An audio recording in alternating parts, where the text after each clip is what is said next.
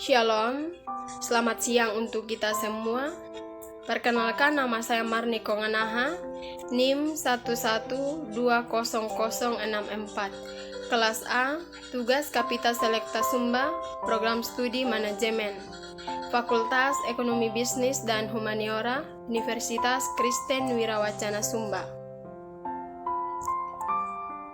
Di sini saya akan menjelaskan tentang isu kekerasan yang masih sering terjadi di Pulau Sumba.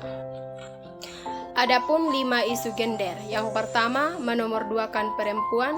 Yang kedua, perlakuan tindak kekerasan. Yang ketiga, beban ganda yang dipaksakan.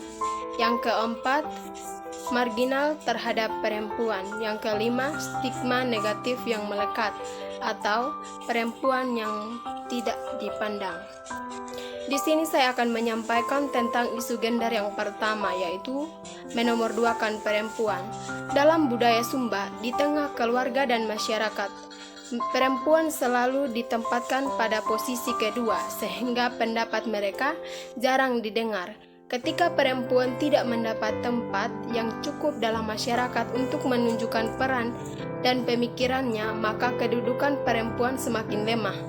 Dalam budaya kita, dominasi laki-laki terhadap perempuan terjadi hampir di semua aspek. Contohnya, keluarga, lingkungan masyarakat, pendidikan, ekonomi, dan sosial budaya. Hal tersebut menyebabkan perempuan memiliki kedudukan, peran, serta hak yang berbeda dengan laki-laki. Seiring berkembangnya stereotipe terhadap perempuan sebagai manusia yang lemah, emosional, dan irasional, mengantarkan kaum perempuan sebagai pribadi yang seringkali diasingkan dalam lingkungan sosial, dalam menempatkan perempuan sebagai kelompok yang rentan menjadi korban kekerasan.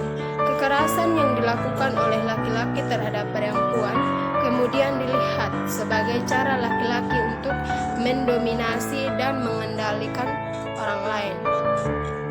Walaupun tindak kekerasan dapat terjadi baik pada hukum laki-laki maupun perempuan, namun adanya ketimpangan gender yang masih mengakar bahkan tumbuh subur pada masyarakat, menyebabkan perempuan ditempatkan pada posisi yang rentan menjadi objek tindak kekerasan. Kekerasan gender yang biasa disebut dengan gender-related violence, contohnya perkosaan terhadap perempuan, termasuk perkosaan dalam perkawinan atau pelayanan seksual tanpa kerelaan, kekerasan dalam rumah tangga, mutilasi alat kelamin atau sunat untuk perempuan, ketergantungan, dan pelacuran. Hal ini juga sangat bertentangan dengan hak asasi manusia seperti yang tercantum dalam Undang-Undang Dasar tahun 1945 pasal 29 ayat 2 yang berbunyi bahwa perempuan dan laki-laki berhak atas kehidupan dan kemerdekaan dari perlakuan yang bersifat diskriminatif atas dasar apapun dan berhak mendapatkan perlindungan terhadap perlakuan diskriminatif itu. Mungkin hanya itu yang bisa saya sampaikan. Terima kasih.